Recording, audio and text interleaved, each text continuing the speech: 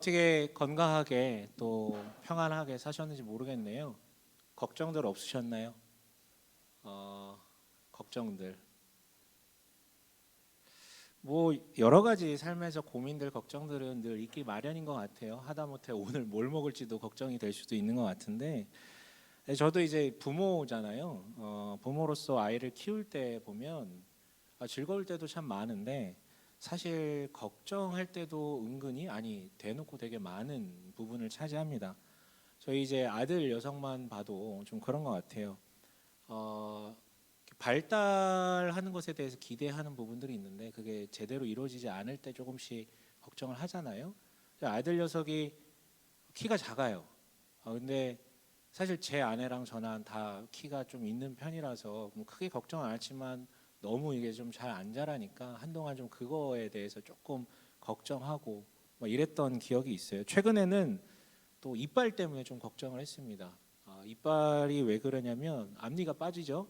빠졌어요. 두 개가 이렇게. 근데 빈 공간이 되게 컸는데 4개월이 넘는데 새 이빨이 안 나는 거예요. 보통은 이제 바로 나거든요. 아니 이빨 빠진 도장구로 4개월 넘게 그래 하고 다니니까 귀엽기는 해요. 되게 귀엽기는 한데 점점 걱정이 되는 거지. 아니 왜 가끔 문제가 있는 친구들이 있거든요. 그래서 치과도 여러 번 가봤는데 그때마다 괜찮다 괜찮다 하는데 너무 길어지니까 좀 걱정이 됐는데 어느 순간 갑자기 두 개가 툭 튀어나오더라고요. 네.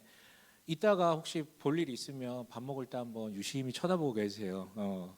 그거는 이빨이 아니라 자일리톨 두 개 물고 있는 것 같이 그 자일리톨도 사다리꼴로 나가지고 큼직한 막한 놈이 막 삐뚤어 나가지고 그러니까 이제 안 나온다고 걱정하다가 뭐 때문에 또 걱정할까요? 야, 씨. 나와도 너무 자유분방하게 나왔다. 저걸 어떻게 해줘야 되지? 막 이런 어떤 저 자일리톨을 어떻게 이빨로 만들지? 뭐 이런 걱정들을 하게 되는 거죠. 저는 그래도 좀 무심한 편인데 엄마는 뭐 늘 그런 거 보면서 이제 걱정하는 거예요. 그게 이제 부모의 삶인 것 같아요. 남의 자식 문제를 들으면 야 그런 거 다 어차피 괜찮은 거야라고 되게 쉽게 얘기하는데 정작 지 자식 문제는 그렇게 쉽게 넘어갈 수 있는 부모는 없어요. 아이가 뱃속에 있을 때부터 그 걱정은 시작되는 것 같습니다. 그래서 여러분 이 자리에 계신 여러분 모두는 사실 다 그렇게 나오신 분들이에요. 누군가의 걱정과 기도를 통해서 귀한 분들이죠. 여기 계신 모든 분들. 그러니까 사람마다 약간의 차이는 있을 수 있지만 마땅히 그 나이대, 그 연배의 그 시기에 이루어져야 되는 신체 발달의 과정이 있기 때문에 누구나 그거를 기대한단 말이에요. 당연한 거니까. 근데 그렇지 못하면 걱정하죠. 근데 신체적인 것만 그런가요? 아니요. 정서적인 것도 마찬가지입니다. 다만 신체는 자동적으로 크지만 정서는 자동적이지 않고 누군가의 관계 속에서 정서가 개발되고 자라나는 거거든요. 유아기에는 절대적으로 부모와의 관계 속에서 애착 관계가 형성돼야 요 자아 정체감이 조금씩 생기는 것이고 소년기를 넘어서면 또래 집단과의 관계 속에서 자신의 차별점을 발견하면서 이제 그러면서 이제 자아 정체성을 만들어가는 거거든요. 그런데 그 각각의 시기에 여러 가지 이유들로 인해서 부모가 부재하거나 혹은 사회적으로 고립되거나 혹은 보호자를 맡은 사람들이 너무 강제 모든 것을 다 압박하고 결정해 버리거나 이러면 이제 정상적으로 발달하지 못하죠. 그래서 그러니까 자라나면 그런 친구들을 이제 몸은 컸으나 마음은 어린 어른 아이라고 표현할 수 있을 것 같아요. 근데 우리 시대는 점점 이런 어른 아이라고 불리는 이들이 많아진 것 같습니다. 그런데 여러분 제가 신체와 정서의 발달에 대해서 얘기했지만 사실 신앙도 발달하는 거거든요. 여러분 지금보다 나중에 더 좋아지셔야만 하고 좋아지는 게 맞아요. 그래서 인내하면서 기다리는 거거든요. 근데 신앙도 마찬가지로 이때쯤 되면 그런데 마땅히 이 정도까지는 해야 되는 것 아닌가? 이 정도까지는 조금 변화가 있어야 되는 것 아닌가라는 그 신앙적 발달 단계와 그에 따른 어떤 기대라는 게 있거든요. 물론 신앙은요. 신체 발달이나 정서 발달 그 중간 정도에 있는 것 같아요. 그러니까 정서적 발달처럼 혼자 있다고 크는 게 아니라 누군가와 관계를 맺는 상태에서 자라나는 것들이 분명히 있어요. 그래서 좋은 공동체를 만나고 바른 복음을 배우고 그걸 토대로 양육을 받고 그리고 좋은 영적 멘토나 사람들 통해서 이제 좀 자극을 받고 뭐 이런 부분들이 필요하지만 동시에 신체적 발달하고도 마찬가지예요. 그런 좋은 관계들이 없다 하선 치더라도 내가 정말 예수를 믿었다면 내 안에 성령께서 계시다면 더디더라도 성장함이 분명히 있거든요. 성장한다라는 거예요. 요걸 좀 기억하시면서 우리 오늘 본문을 좀 함께 나누었으면 좋겠는데요. 몇 주만이라 요한일서를 다시 한번 조금 짚어볼게요. 사도 요한이 이 편지를 보낸 교회는 특별한 영적 깨달음으로 구원을 얻는다는 일명 영지주의적 가르침에 의해서 문제들이 굉장히 많은 문제들이 발발했는데 그중 가장 큰 두 가지 문제에 대해서 이미 말씀드렸어요. 하나는 방종의 문제예요. 육신의 행실이 내 영혼에 영향을 못 미친다라는 이 가르침 아래 이 믿음 아래 살다 보니 자연스럽게 드러난 방종의 문제가 하나였고요. 또 하나는 구원은 내 깨달음으로 얻는 것이다라고 인식을 했기 때문에 사람들, 관계들, 공동체 이런 건 전혀 무의미하다라고 여기는 분열의 문제가 하나 있어요. 방종과 분열의 문제예요. 그래서 요한은요, 요한일서 내내 뭐 얘기하냐면 이 두 가지 얘기하는 거예요. 방종과 분열의 이 문제들이 왜 진짜 문제인지 호소하면서 바른 믿음이 뭔지에 대해서 계속해서 예수를 다시 한번 소개하는 작업들을 하는 게 요한일서 내 이 계속 돌고 돌아요. 오늘 본문도 마찬가지예요. 우리 오늘 읽은 12절에서 14절을 중심으로 두고 앞에 7절부터 11절, 뒤에 15절부터 17절이 감싸고 있는 구조예요. 세번역 성경은 그 구조를 굉장히 잘 표현하고 있어요. 아예 이렇게 들여놓고 있거든요. 그런데 지난번에 나누었던 7절에서 11절은 분열에 대한 얘기를 하고 있다면 오늘 이 뒤에 나오는 15절에서 17절은 방종 얘기를 하고 있다라는 것을 우리가 알 수 있는데 오늘 이 얘기를 조금 더 해볼게요. 자, 다시 말하자면 영지주의적 가르침은 이렇게 얘기합니다. 내 영혼은 뭔가 엄청난 그게 지적이든 뭔가 특별한 경험을 통해서든 체험을 통해서는 모르겠는데 뭔가 이게 깨달음 안에 내 영혼의 구원을 얻었기 때문에 내 육체 행실은 영혼과 분리되어 있기 때문에 내 영혼에 영향을 못 미친다는 거. 이 육체의 삶은 내 영혼에 영향을 못 미친다라는 것이지 선행을 하든 악행을 하든 관계가 없다는 거예요. 그러니까 구원과 삶을 완전히 분리해서 보는 것이죠. 그런데 여러분 영지주의자들이 대놓고 악행을 저질러도 됩니다. 그럼 마음대로 사십시오. 이렇게 가르친 적 없어요. 근데 이런 믿음 아래 살다 보니 너무나도 자연스럽게 방종하는 삶, 즉 옳고 그름이나 뭐 이런 거 상관없이 막 사는 그렇게 사는 삶으로 나아가게 됐던 것이었죠. 얼마나 좋아요. 구원 티켓은 내 영혼에 새겨졌어요. 볼 수는 없지만 새겨준 거야. 나의 삶은 구원에 아무 영향이 없다니까. 오히려 내 안에 하나님이 있으니까 자유케 사는 게 신앙이라고 얘기를 해요. 제한 없는 자유이자 어떻게 보면 일종의 평생 면죄부가 이미 나에게 주어진 거잖아요. 얼마나 막 즐겁게 잘 살 수 있겠습니까? 근데 여기서 누군가가 조심스레 권면을 해요.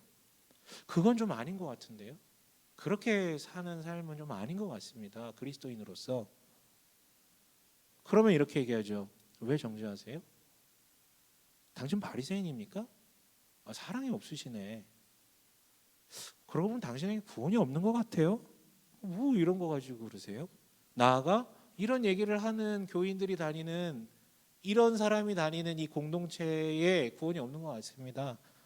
어차피 이 사람들은 공동체라는 게 무의미하기 때문에 쉽게 분열해 나가는 것이죠. 여러분 다시 얘기지만 이게요. 그 당시 요한이 편지를 보낸 이 교회만의 문제가 아니라 교회 역사 속에서 늘 반복되는 문제였고요. 사실 특히나 우리 시대 젊은 그리스도인들에게 내재되어 있는 위험성이죠. 우리는 모든 도덕 윤리적 판단의 잣대를 자기에게로 돌리고 있고 누구보다도 공동체가 아닌 개인이 제일 앞에 서 있는 그런 시대를 살아가고 있기 때문에 그래서 우리가 가장 여기에 근접한 시대를 살고 있는 그리스도인이에요. 그런데요, 이 문제에 대해서 요한은 분명하게 선을 긋습니다. 15절, 16절 한번 읽어볼까요? 15절, 16절입니다. 함께 읽어볼게요. 시작. 세상이나 세상에 있는 것들을 사랑하지 마십시오. 누가 세상을 사랑하면 그 사람 속에는 하늘 아버지에 대한 사랑이 없습니다. 세상에 있는 모든 것, 곧 육체의 욕망과 눈의 욕망과 세상 살림에 대한 자랑은 모두 하늘 아버지에게서 온 것이 아니라 세상에서 온 것이기 때문입니다. 네, 이 말을 조금 더 풀어 설명해 볼게요. 여러분 꼭 기억했으면 좋겠어요. 이건 반드시 기억하셔야 되는 건데요. 내 행동에 있고 없음. 이거는 뭐 저기 핸드폰 찾는 건데 아닌가? 알람인가? 네, 아무튼 넘어갈게요. 자, 나도 지금 헷갈렸네. 네, 여러분 꼭 기억하세요. 행동에 있고 없음, 행동의 선함과 악함이, 그러니까 지금 현재 그 행동의 선함과 악함, 행동의 있고 없음이 구원의 유무를 결정하는 건 절대 아니라고요. 성경은 절대 그렇게 얘기하지 않습니다. 구약 시대에는 어느 정도 통용될 수 있지만 예수 이후에는 절대 통용되지 않는 논리예요. 그러나 그렇다고 해서 행위 그 자체가 무의미한 것도 절대 아니다라는 것이죠. 왜냐하면 그 사람의 그 드러난 행위를 통해 그 안에 숨은 욕구들을 우리가 바라볼 수 있기 때문에, 그래서 그 행위가 그 마음에 무엇이 있는지를 증명하기 때문에 행위는 그런 의미에서 절대적이진 않지만 절대성과 분리되어 있지는 않다라는 것이죠. 예, 이들은요 이미 구원이 받았고 그 구원받음이 영혼에 있기 때문에 육체적 삶을 마음대로 사는 것은 아무 관계가 없다라고 합니다. 그런데 그런 행위들을 만들어낸 그 내적 동기를 떠들어 보면 단언컨대 그 안에 아버지를 사랑하는 마음으로 한 것은 아무것도 없고 그 안에 있는 것은 오직 자기 사랑밖에 없다라는, 요한이 지금 그걸 꼬집고 있는 거예요. 때문에 이렇게 결론을 냅니다. 17절 한번 읽어볼까요? 함께 읽겠습니다. 시작. 이 세상의 욕망도 사라지지만 하나님의 뜻을 행하는 사람은 영원히 남습니다. 네, 만약 세상과 세상의 것들을 사랑하는 방식대로 사는 삶, 그것이 증명하는 그 안에 있는 욕구, 그 욕구가 이끄는 대로의 삶을 계속 살아가게 된다면 그 끝이 뭐라고 얘기하는 거예요? 사라진다라고 얘기를 하는 거예요. 이걸 다르게 표현하면 영원한 소멸, 더 다르게 표현하면 영원한 죽음, 우리에게 되게 익숙한 단어로 얘기하면 지옥이라는 단어로 표현이 될 수가 있겠죠. 굉장히 부드럽게 지금 얘기하고 있는 거죠. 반대로 당신 안에 있는 욕구가 하나님과의 사귐을 향하고 있다면 그 끝은 뭐래요? 영원히 남습니다라고 얘기를 하고 있어요. 이것을 영원한 생명, 영생, 즉 구원이다라고 얘기할 수 있겠네요.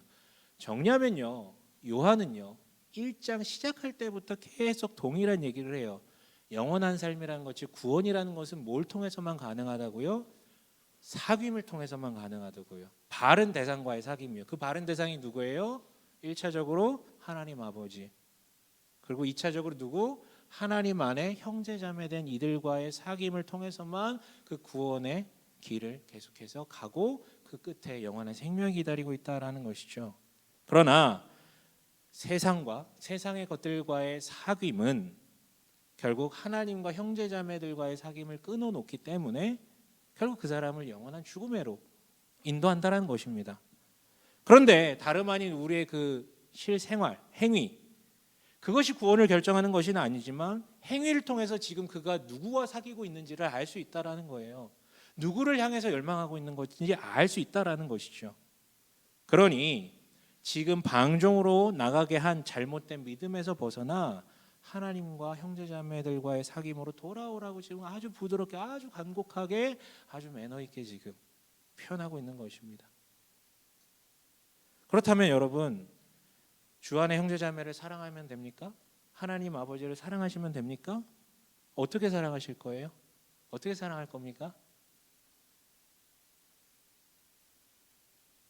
예배를 열정적으로 많이 드리고 다 참여하고 말씀과 기도의 시간을 굳건하게 확보하고 윤리적으로 선행을 많이 한다고 하나님에 대한 사랑이 이루어질까요? 혹은 의지적으로 내가 더 교회 공동체에 깊이 소속되고 봉사도 많이 하고 이런 것들을 통해서 형제 사랑이 이루어지는 것일까요? 영향이 있습니다. 영향이 있어요.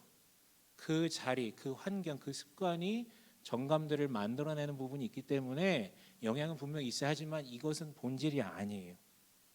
오히려 내가 결단에 의해, 그냥 노력에 의해서만 그렇게 사랑하려고 한다면 훗날에 현타가 와요. 내가 이렇게까지 해도 했는데 나한테 이거밖에 안 주시나? 계산기 이제 들이미는 거지. 아니요. 그 사랑, 그 사귐을 위해서 무엇보다도 우선되는 것은 행동이 아니라 이것이에요. 12절부터 14절 함께 읽어볼게요. 함께 읽겠습니다. 시작. 여러분, 내가 여러분에게 이 글을 쓰는 까닭은 그의 이름으로 여러분의 죄가 용서함을 받았기 때문입니다. 아버지 된 이 여러분, 내가 여러분에게 이 글을 쓰는 까닭은 여러분이 태초부터 계신 분을 알고 있기 때문입니다. 젊은이 여러분, 내가 여러분에게 이 글을 쓰는 까닭은 여러분이 이미 악한 자를 이겼기 때문입니다.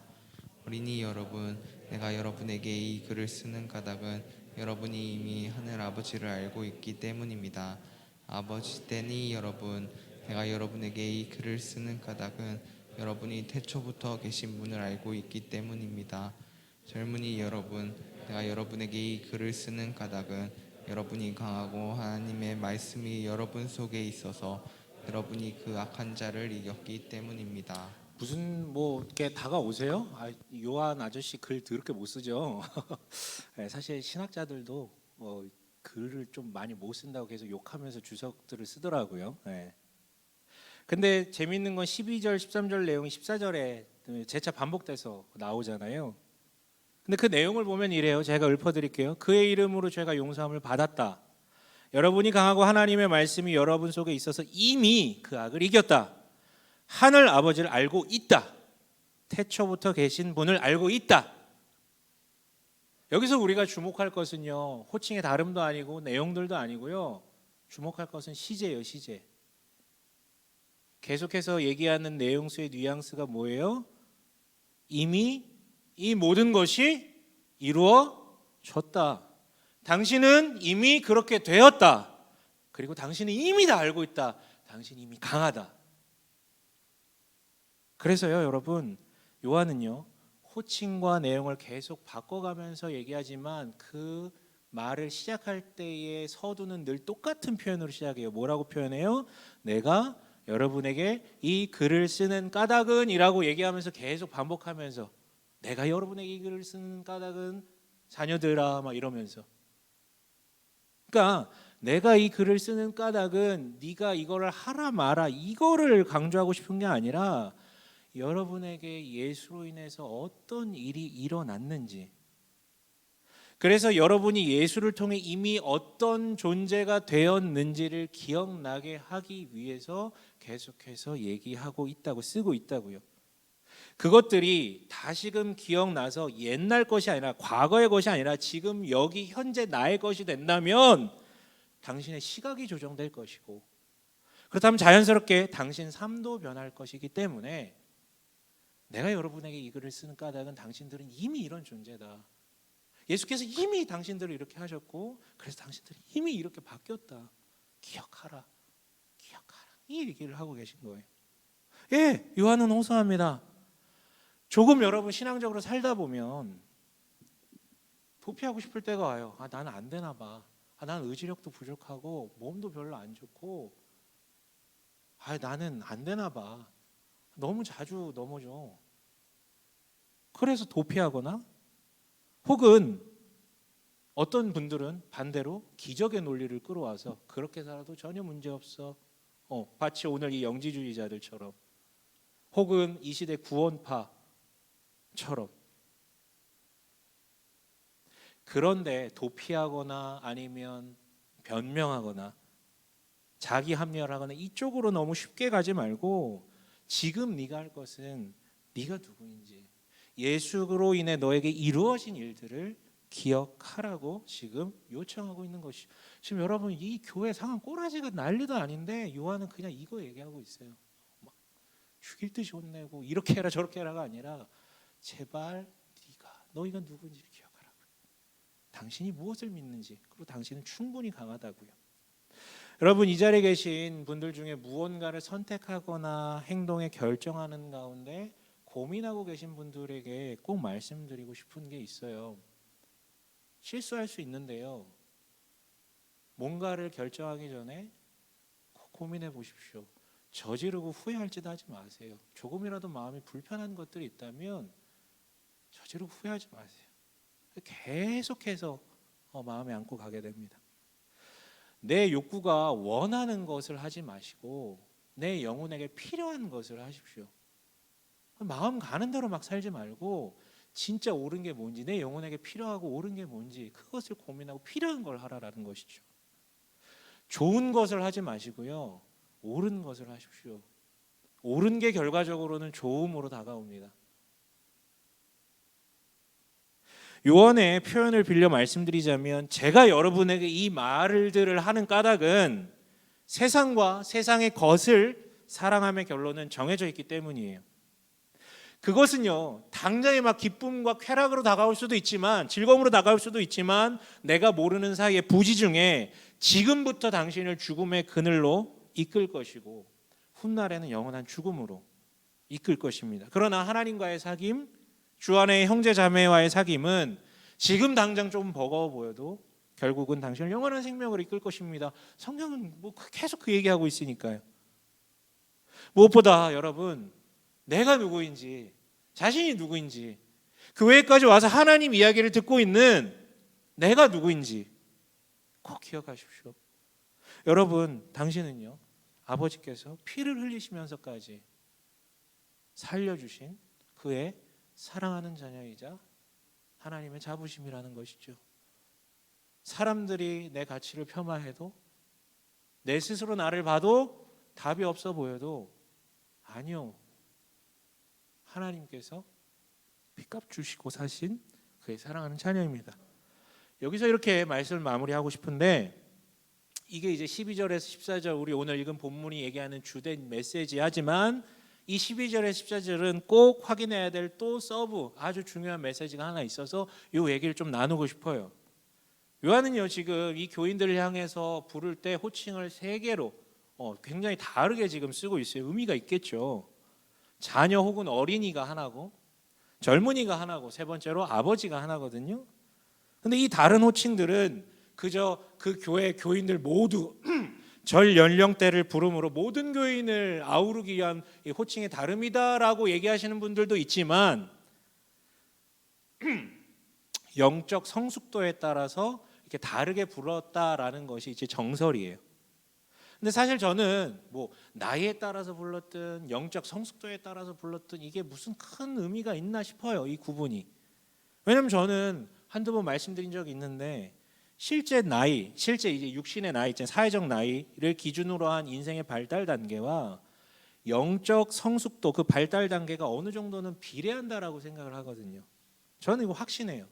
그러니까 마치 이런 거죠. 내가 20대 초반에 20대 초중반에 교회를 막 흔들고 하늘마저도 흔들던 청년들, 이 자리에도 많잖아요, 그렇죠? 까보면 옛날에 선교단체 선교사 막 어디 신학 공부하고 많잖아요. 얼마나 많이 흔드셨습니까? 많이 흔들었잖아요. 옆에서도 막 박수도 쳐주고. 근데 사회생활로 뛰어들면 어느새 교회를 흔들고 하늘을 흔드는 건 고사하고 내 몸 하나 흔드는 것도 너무나도 버겁다라는 거. 이 쪼그라들죠. 더 늘어나야 되는데 더 쪼그라들어. 그리고 결혼을 하면서 막 공동체 좋아요, 공동체 사랑해요, 공동체가 필요합니다, 막 이렇게 주장하셨던 분들도 그 공동체의 처절함을 확인하게 되죠. 추상적인 사랑이, 입에서만 머물던 사랑이 실제 사랑이 되니까 계속 같이 살아야 되고, 게다가 애를 낳고 나면 누군가를 책임진다라는 거, 그것에 무게감을 느끼게 되는 거죠. 그러니까 인생의 흐름과 신앙의 성숙은 별개가 아니에요. 그러한 삶의 현장들이 켜켜이 겹쳐가면서 색깔이 입혀져 가고, 신앙의 색깔이 입혀져 가고, 무게감이라는 게 생기고 실물로, 형태로 구축되기 시작하는 거죠. 반대도 마찬가지예요. 예수를 믿은 지 얼마 안 되시는 분일지라도 중년, 노년 이럴 때 믿으신 분이라면 지금까지 쌓아온 지식, 인격, 삶의 경륜 등과 연관되어서 받아들이는 깊이나 밀도가 젊은이들하고는 다를 수밖에 없다라는 것이죠. 그래서 예를 들면 같은 사랑이란 단어를 들어도 고등학생이 이해하는, 고등학교를 다니고 있는 크리스찬이 이해하는 사랑이라는 것과 산전수전 공중전 다 겪고 사랑의 실패와 허망함 혹은 자녀를 키우면서 겪었던 그런 것들이 이 안에 있는, 혹은 심지어 비윤리적인 사랑까지 직간접적으로 경험한 이런 사람들이라면 이 사람의 사랑은 전혀 다른 개념으로 다가오거든요.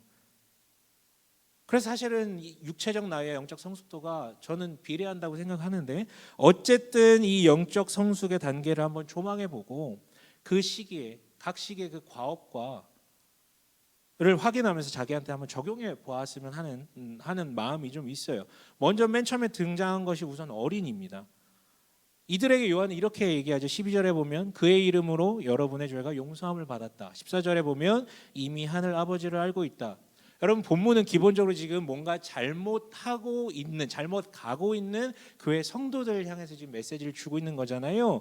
그래서 그 권면의 맥락에서 나온 문장들이기 때문에 뭔가 문제가 있음을 전제로 이 본문을 보셔야 돼요. 그렇다면 영적 어린이들이라고 불리는 이들이 마주하게 되는 문제가 뭘까요? 단언컨대 저는 의심이라고 생각을 해요. 풀어 말하면 자기 정체성, 즉 나는 정말 죄로부터 용서함 받은 자가 맞는가? 나는 정말 하나님의 자녀가 맞나? 이런 부분에 대한 의심이요. 분명 예수를 진짜로 믿고 영접했음에도 불구하고 자연스럽게 이 의심들이 들거든요. 여러 가지 문제가 있으니까요. 우선 논리적 문제가 걸리죠. 내가 무언가를 하지도 않았는데, 나는 내가 생각에 그 정도로 착하거나 선행을 하지도 않았는데, 내가 아무것도 안 했음에도 불구하고 나의 무거운 죄, 이 본성의 문제가 해결된다라고, 용서받았다라고, 이건 세상에 없는 논리거든요. 이 은혜라고 하잖아요. 아무 조건 없이 베풀어지는 엄청난 것, 은혜. 하나님의 은혜라는 것은 이 세상살이에 익숙한 논리가 아니에요. 그래서 우선 이상하고요. 감성적 문제도 있죠. 예수를 믿기 전에 삶이 좀 안 좋았던 사람들일수록 부끄러운 거예요. 인간성이 남아 있어서 부끄러운, 하나님 앞에 서는 게 되게 부끄러운 거예요. 자기가 자기를 아니까. 그래서 용서받았다라는 것이 머리로 이해되고 경험한 적이 있었음에도 불구하고 마음이 어려운 거예요. 내가 그럴 자격이 있나? 또한 실제적 문제도 있어요. 믿기 전에 남아 있었던 그 악한 습관들이라는 게 있거든요. 그것들이 내 육체, 예를 들어 뭐 쾌락 쪽이라든가 이런 것, 뭐 약을 하거나 성중독이라든가 뭐 이런 어떤 삶을 살았다면 쾌락의 소요가 이 육체에 남아 있어요.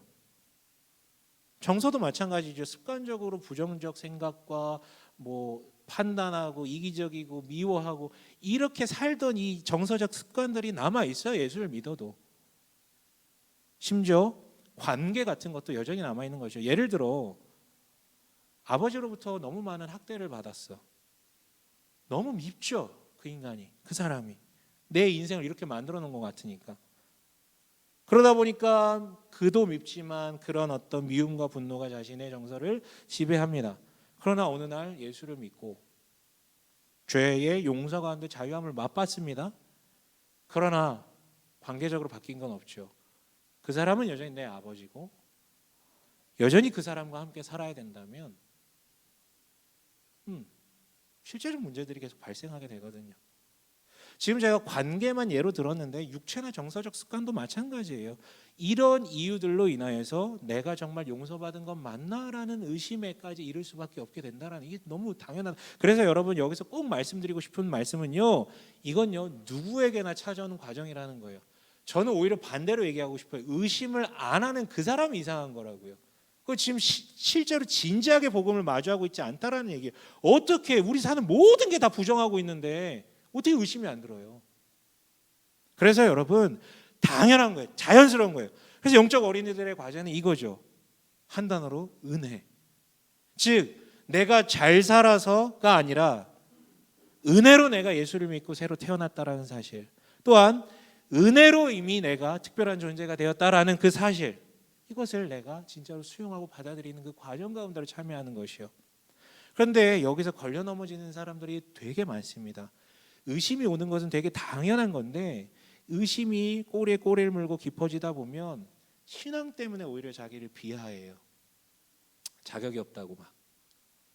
혹은 반대로 오늘 이 영지주의나 구원파가 말하는 것처럼 기적의 논리로 삶과 구원은 전혀 관계가 없어, 뭐 이런 식으로 자기 합리화로 나가거든요.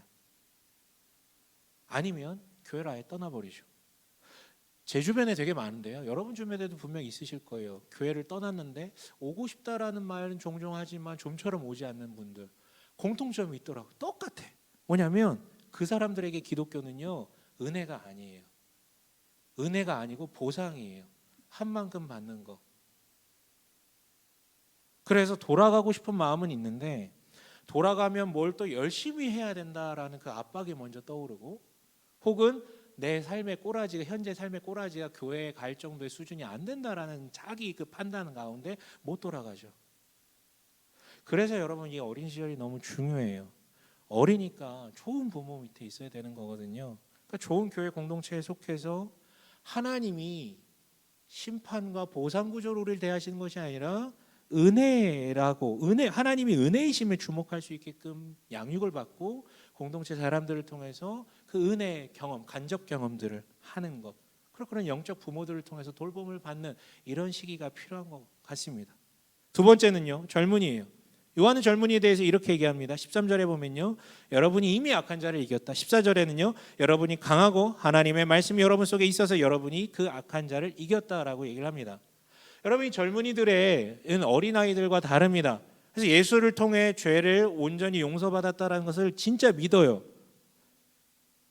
그래서 이 자기 정체성에 대한 딜레마를 이미 넘어선 분들입니다. 물론 여전히 실수할 수 있지만 그것 때문에 내가 죄책감 가운데 완전 사로잡혀가지고 막 하나님으로부터 도피하거나 막 자기 비하를 하거나 이렇게 무너지지 않는다라는 거예요. 그러니까 현재 나의 삶의 태도나 행실이나 열매나 그에 따른 감정을 토대로 내가 구원을 받았는지 안 받았는지, 그것을 토대로 내가 하나님과 가까운지 안 가까운지, 그것을 토대로 내 신앙이 좋은지 안 좋은지 그걸 판단하는 걸로부터는 이제 넘어섰다라는 것이죠.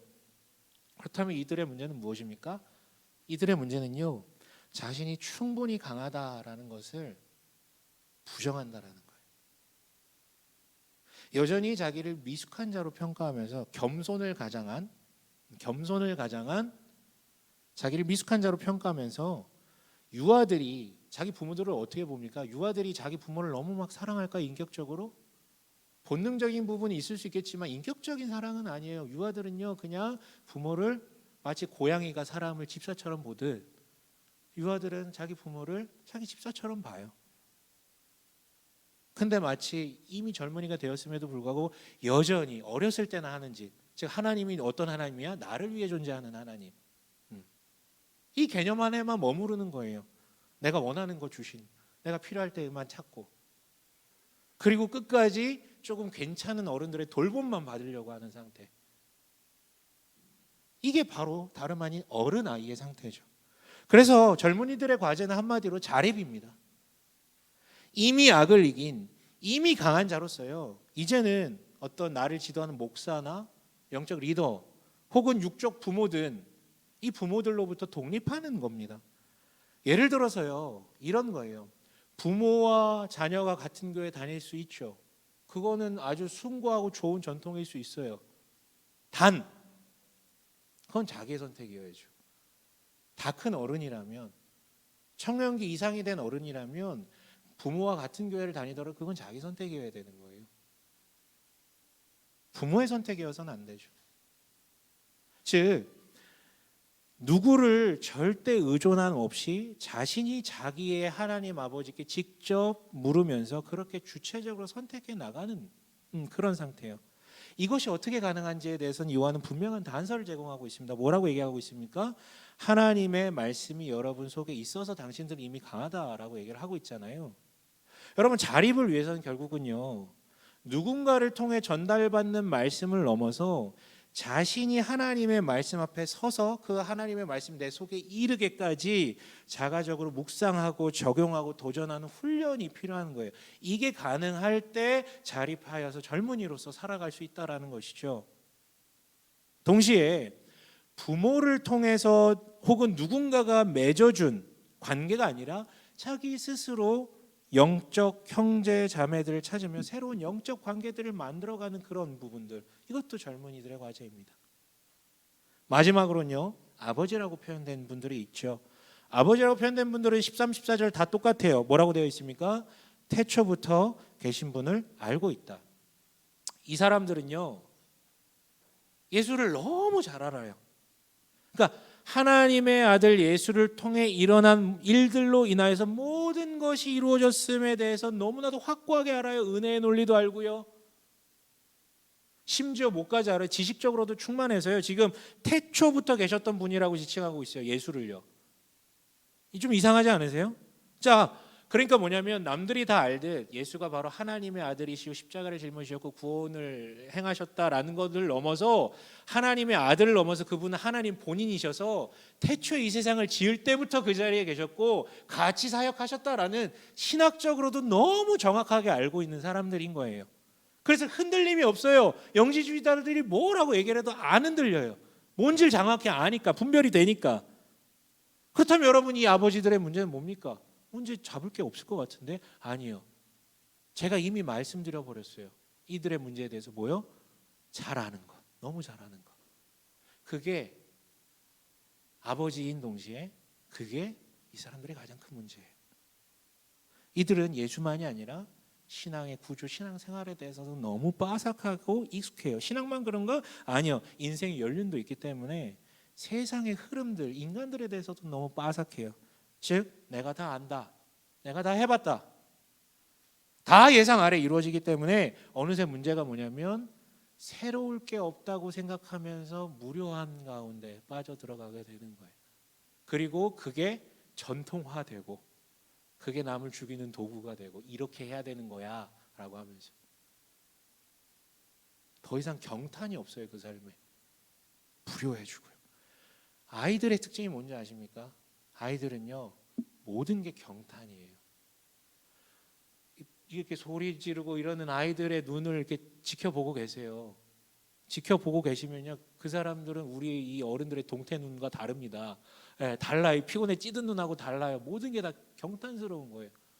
다 신기하고 호기심 넘치고요. 그런 아이들과 정반대죠. 그래서요 아버지들의 과제는 이겁니다. 요한이 이미 또 답을 주고 있어요.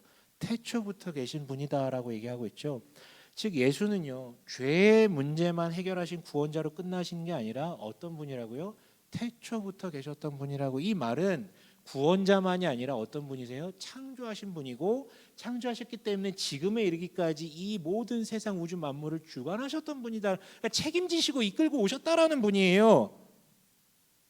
즉 우리는 하나님을 대적하는 세상과 세상의 것들을 사랑하지 않아야 되는 것은 맞지만 동시에 역설적인 게도 우리는 세상을 사랑할 수 있어요. 세상에 있는 사람들을 사랑할 수 있고요. 또 뭘 사랑할 수 있냐면 이 세상 만물을 지으신 하나님, 그 하나님의 숨결이 이 세상 만물 곳곳에 숨겨져 있고 지금 이 수천 년의 역사 동안 수만 년의 이 지구 역사 동안 그 숨결들을 불어넣으신 흔적들이 너무 많기 때문에 그 하나님의 숨겨진 흔적들을 발견하며 지혜를 발견하며 또한 현재적으로 일하시는 하나님의 지금도 일하시는 하나님의 그 일하심을 좋아하며 오늘도 여전히 지금 이 자리에서부터 경탄할 수 있다라는 것이죠.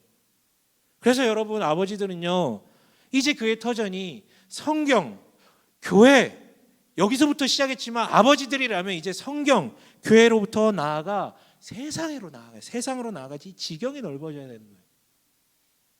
지경이요. 세상과 사람들에게 숨겨진 하나님의 지혜와 일하심을 마주하고 또 변혁해가는 그 사역에 동참해야 된다라는 것이죠.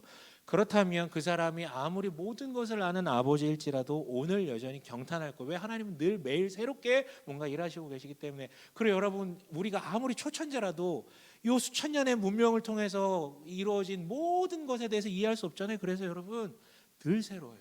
늘 새로.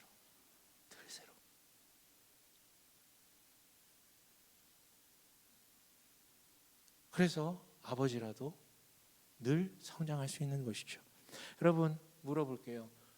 당신의 자신은 이 신앙 발달 단계쯤 중에 어느쯤 와 있는 것 같습니까? 지금 크게 세 부류로 나눴지만 훨씬 다양하겠죠. 그 어느 지점 중에 있겠죠. 그렇다면 물어보셔야 돼요. 나의 신앙적 난제는 무엇이고 내가 과제로 신앙적 과제로 도전해야 되는 것들은 무엇인가? 그러기 위해서는요. 그럼 직면하셔야 됩니다. 나에 대해서요. 너 자신을 알라라는 그 소크라테스의 말, 아니 소크라테스가 말했다라고 전해지는 그 고대의 격언은요 늘 진리와 같아요. 주님 안에서 자기 자신을 진지하게 성찰하시면서 내가 오늘 마주해야 될 과업에 대해서 좀 고민해 보셨으면 좋겠습니다. 마지막으로 저는 이 호칭들을 보면서 묵상하게 돼요. 무슨 묵상을 하냐면 얘기했잖아요. 이게 영적 성숙도를 가리는 표현이기도 하지만 나이대를 얘기하는 것도 된다고요. 교회 공동체는요. 영적인 성숙도의 영적인 이 나이만이 아니라 실제 사회적, 육체적 나이로도 전 세대가 필요하다는 사실을 다시 한번 좀 묵상하게 됩니다. 여러분 기억하세요. 아이 없는 교회는요. 젊은이 없는 교회는 오만해져요. 진짜 오만해요. 그런데요. 반대로 어른이 없는 교회는 진짜 무책임해지더라고요. 너무 무책임해지더라고요. 최근에 아이들과 대화해 보신 적 있으세요? 뭐 아이들을 키운다면 자연스럽게 대화하겠지만 아이들과 대화할 일이 별로 없잖아요. 대화해 보세요. 그들의 눈을 보세요.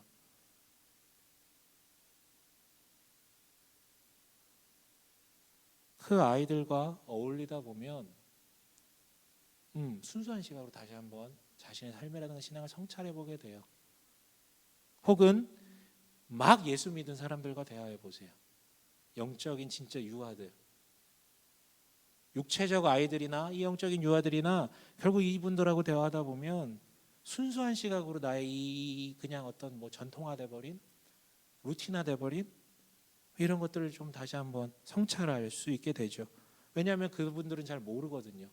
잘 몰라서 오히려 더 본질을 꿰뚫을 때도 있어요. 반면에 여러분 어른들과도 어울려야 되겠죠. 어울리다 보면 저도 많이 느껴요. 뭐냐면 되게 고민하는 문제도 있잖아요. 이게 신앙적으로 맞는 거야, 틀린 거야, 옳은 거야, 그른 거야, 좋은 거야, 나쁜 거야.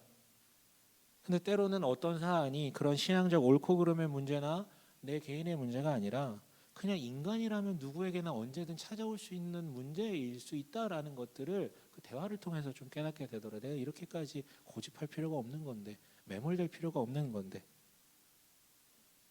동시에 영적인 어른들과의 대화를 통해서는 인생사를 살면서 모든 세파를 건너면서 생긴 신앙 지혜들을 얻게 돼요. 여러분 나와 다르다고, 나와 연령이 다르다고, 나와 색깔이 다르다고, 나와 성숙도가 다르다고 멀리 떨어지지 말고 그들과 대화해 보면 참으로 뭔가 풍성함을 느끼게 될 것입니다. 그런 면에서 저희 교회는요 아이들이 지금 뭐 태어나고 생기고 있고 곧 나올 친구들도 있고 잘 있죠? 예, 예. 이름을 모르셨는지는 모르겠는데 아무튼 나중에 알려줘요. 예. 듣고 있을 거예요 지금 뱃속에서. 예. 근데 그리고 예수를 영접하겠다라고 하는 이들도 점점 생기는데 여러 면에서 우리 교회는 뭐 이제 시작한 지 얼마 안 돼서이기도 있겠지만 어른들이 많이 조금 부족하다라는 것이 좀 현실적인 좀 고뇌이자 기도 제목이에요. 저는 교회가 건강하기 위해서 그 추상적인 교회라는 집단이 아니라 여기 계신 개인이 건강하기 위해서는 모든 세대가 있어야 된다라고 분명히 확신합니다. 그래서 우리 교회가 모든 세대가 어울려서 선순환의 영향력이 이루어졌으면 합니다.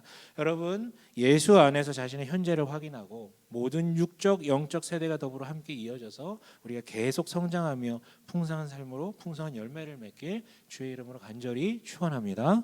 아멘.